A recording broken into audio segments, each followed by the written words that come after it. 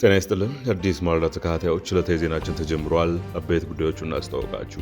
የገዢው ብልጽግና ፓርቲ ፕሬዝዳንት አብይ አህመድ ኢትዮጵያ ውስጥ ያለው ፖለቲካ መርከቧን በማፍረስ ጀልባ የመስራት አይነት ነው ሲሉ በየኑ። ዘረፋ ስላቆምን ስራዎችን መስራት ችለናል ሲሉም ተደምጠዋል። የአማራ ክልል ርዕሰ መስተዳድር አረጋ ከበደ ከከፍታ ጉዞ ወደ ኋላ ለመመለስ የተደረገውን እኩይ ጥረት መቀልበስ ተችሏል አሉ። በትግራይ ክልል አብዛኞቹ በኤችአይቪ ኤድስ የተጠቁ ያሉት ባለትዳሮች መሆናቸውን የክልሉ ጤና ቢሮ አስታወቀ። ያስተዋወቅናችሁንና ሌሎች ዘገባዎችን ይዘናል። አብረን እንቆይ።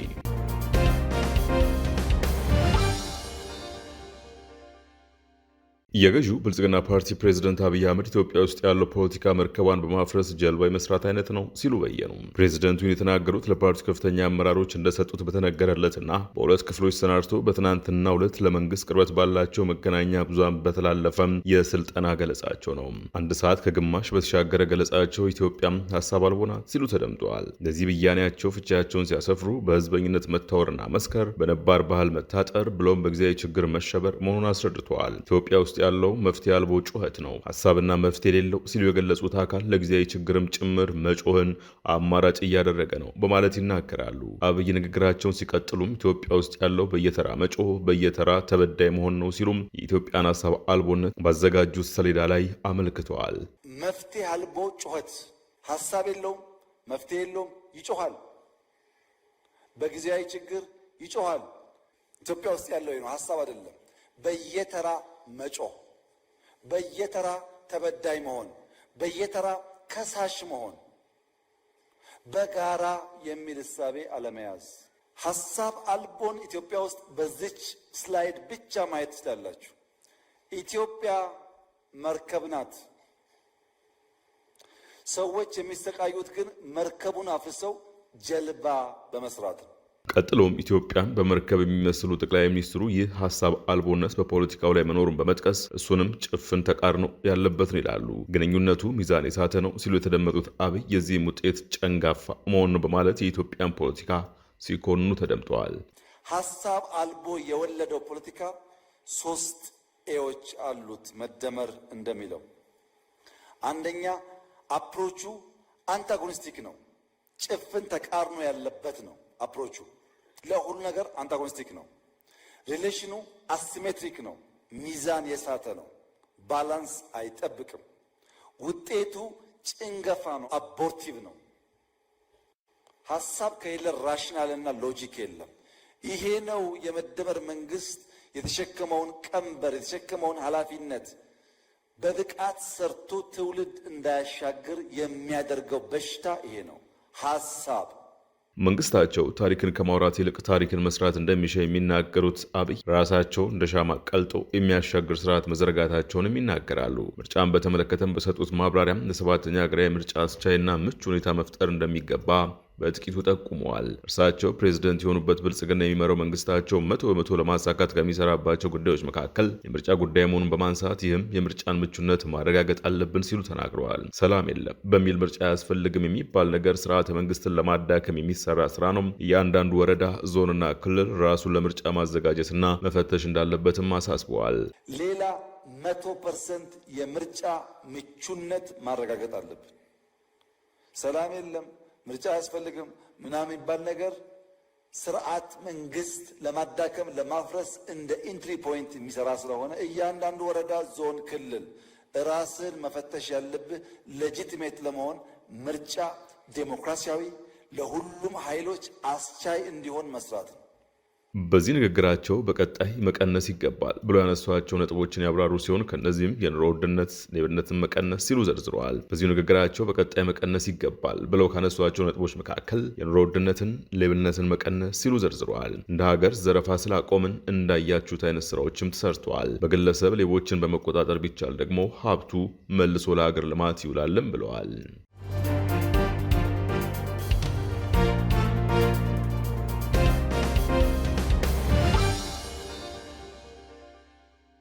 የአማራ ክልል ርዕሰ መስተዳድር አረጋ ከበደ ከከፍታ ጉዞ ወደ ኋላ ለመመለስ የተደረገውን እኩይ ጥረት መቀልበስ ተችሏል አሉ።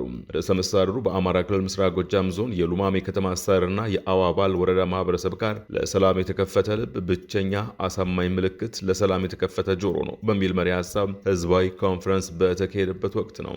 ርዕሰ መስተዳድሩ ይህን የተናገሩት በአማራ ክልል ምስራቅ ጎጃም ዞን የሉማሜ ከተማ አስተዳደርና የአዋባል ወረዳ ማህበረሰብ ጋር ለሰላም የተከፈተ ልብ ብቸኛ አሳማኝ ምልክት ለሰላም የተከፈተ ጆሮ ነው በሚል መሪ ሀሳብ ህዝባዊ ኮንፈረንስ በተካሄደበት ወቅት ነው። በመድረኩ ላይም የአማራ ክልል ርዕሰ መስተዳድር አረጋ ከበደና የስድስተኛ እዝ ዋና አዛዥ ሜጀር ጄኔራል ብርሃኑ ጥላሁንን ጨምሮ የክልል የዞንና የወረዳ ከፍተኛ የስራ ኃላፊዎች ተገኝተዋል። ጽንፈኛ ሲሉ የጠሩት ቡድን ከጀመርነው የከፍታ ጉዞ ወደ ኋላ ለመመለስ የባዳዎችን ተልዕኮ ተቀብሎም ላለፉት 2 ዓመታት ትውልድን የማምከን እኩይ ተግባሩን ሲፈጽም ቆይቷል ያሉት አረጋም በመከላከያ ሰራዊቱ በጸጥታ ኃይሉና በሰላም ወዳዱ ህዝቡ መቀልበስ እንደተቻለም ተናግረዋል። መንግስትም አሁን ያለውን ሰላም ለማጽናትና የህዝቡን በደልና ስቃይ እንዲያበቃ ለማድረግ ያለውን ቁርጠኝነት አረጋግጠዋል። ለሰላም ሲባል መንግስት በጫካ ለሚገኙ ኃይሎች በተደጋጋሚ የሰላም ጥሪን አቅርቧል ያሉት ርዕሰ መስተዳድሩም አሁንም ቢሆን ለህዝብ ተቆርቋሪ የሰላም አማራጮች ለሚቀበሉ ኃይሎች በራችን ክፍት ነው ሲሉ ጥሪ አቅርበዋል። ለዚህ ደግሞ የሃይማኖት አባቶችና ህብረተሰቡ የበኩሉን ድርሻ ሊወጣና ለሰላሙ ዘብ በመሆን ያጣውን ሰላም መመለስ ይኖርበታል ብለዋል።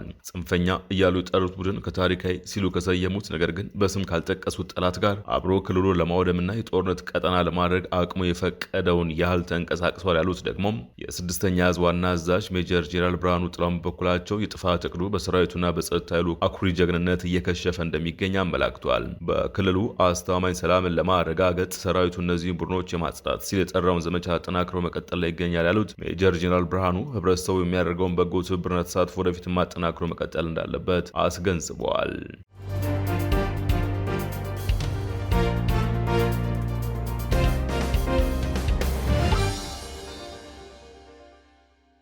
በትግራይ ክልል አብዛኞቹ በኤችአይቪ ቫይረስ የተጠቁ ያሉት ባለትዳሮች መሆናቸውን የክልሉ ጤና ቢሮ አስታወቀ።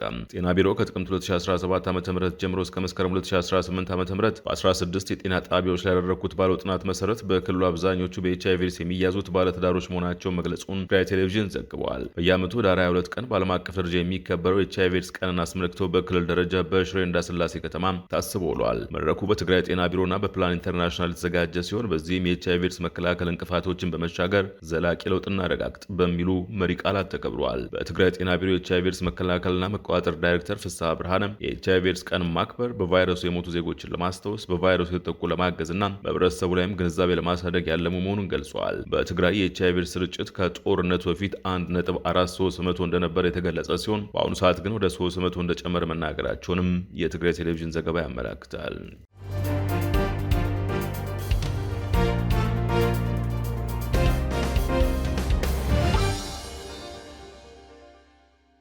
የኢትዮጵያ አቪዬሽን ዘርፍ በአሜሪካ ከ100 ሺህ በላይ ለሚሆኑ ስራዎች ድጋፍ እያደረገ መሆኑን የአሜሪካ ኤምባሲ ገለጸ።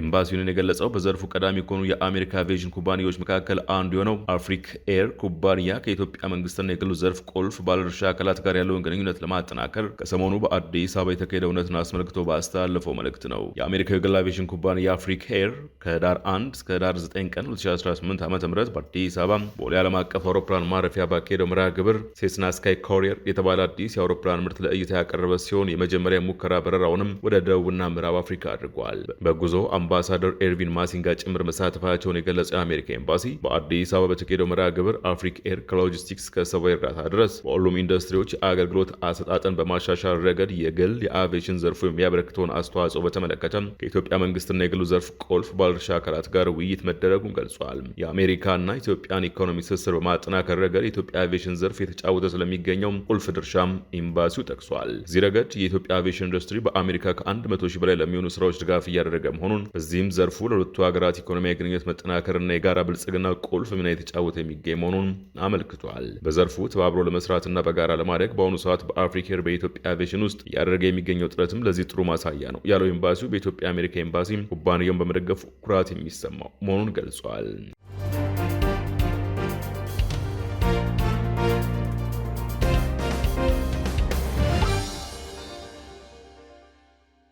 ዓመታዊ የአክሱም ጽዮን የንግስ ክብረ በዓል ያለምንም ጸጥታ ችግር መጠናቀቁን የከተማ ባህልና ቱሪዝም ጽሕፈት ቤት ለአዲስ ማለዳ ተናገረ።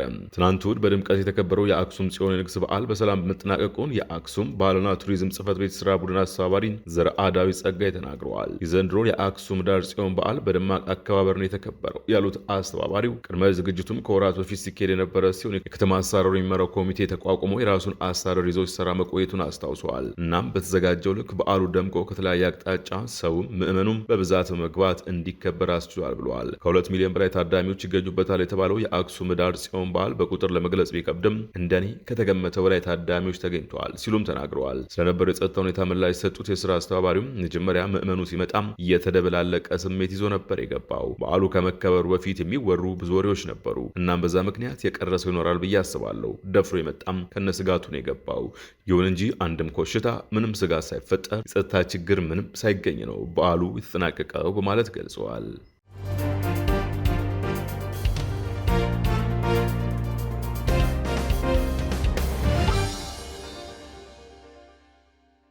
የእስራኤልና የፍልስጤም ግጭት እንዲያበቃ የሁለቱ ሀገር መፍትሄ ሀሳብ ተግባራዊ እንዲሆን የሮማ ካቶሊካዊት ቤተክርስቲያን ርዕሰ ሊቃነ ጳጳሳት ሊዮ 14ኛ ጠየቁ።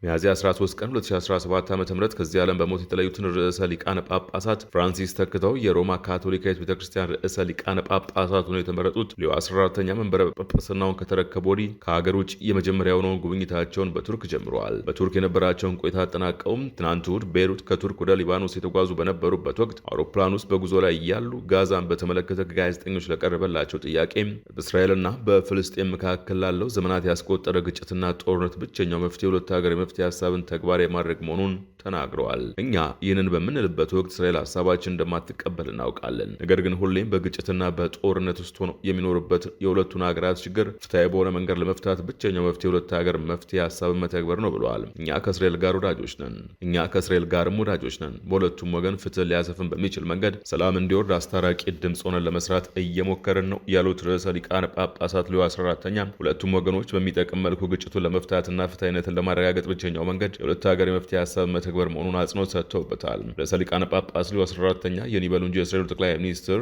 ቤንያሚን ኔታንያሁም ከማንኛውም አካል የሚመጡ ማረጋገጫዎች፣ የትዊተር ወይም የኤክስ ጽሑፎችና ገለጻዎች አያስፈልጉንም ሲሉም ፍልስጤም ነጻ ሀገር እንድትሆን የሚፈቅደውን ሁለት ሀገራት የመፍትሄ ሀሳብ እንደማይቀበሉ በዚህ ወር መጀመሪያ ባደረጉት ንግግር መግለጻቸውን አልጀዚራ አስታውሰዋል። ከእስራኤል በተጨማሪ እስራኤል በኃይል የተቆጣጠረቻቸውን የዌስት ባንክና የምስራቅ ኢየሩሳሌም ግዛቶችን ያካተተና ድንበሩ የታወቀ ነጻ የፍልስጤም ሀገር ምስረታ እንዲኖር የሚሻው የሁለት ሀገራት መፍትሄ የሁለቱን ሀገራት ዘመናት ያስቆጠረ ግጭት ለመፍታት የተባበሩት መንግስታትን ጨምሮ በርካታ አካላት በመፍትሄነት የሚቀርብ ሀሳብ መሆኑም ይታወቃል። በራፊክ ሀረር የዓለም አቀፍ አየር ማረፊያ ሲደርሱ ከፍተኛ አቀባበል የተደረገላቸው የመጀመሪያ አሜሪካ የሮማ ካቶሊካዊት ቤተክርስቲያን መሪ ርዕሰ ሊቃነ ጳጳሳት ሊዮ 14ኛ በሊባኖስ በርካታ ቦታዎችን ተዘዋውሮ የሚጎበኙ ሲሆን ዛሬ ከሰዓቱን ከአረብ ሀገራት ውስጥ ብቸኛ ክርስቲያን የሀገር መሪ የሆኑት የሊባኖስ ፕሬዝዳንት ጆሴፍ አውን ጳጳሱን በቤተ መንግስታቸው ተቀብለው እንደሚያነጋግሯቸው ታውቋል።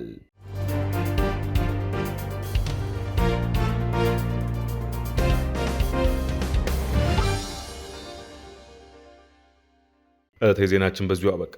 አዲስ ማለዳን ሰብስክራይብ፣ ላይክ እና ሼር ማድረግን አይዘንጉ። ጤና ይስጥልን።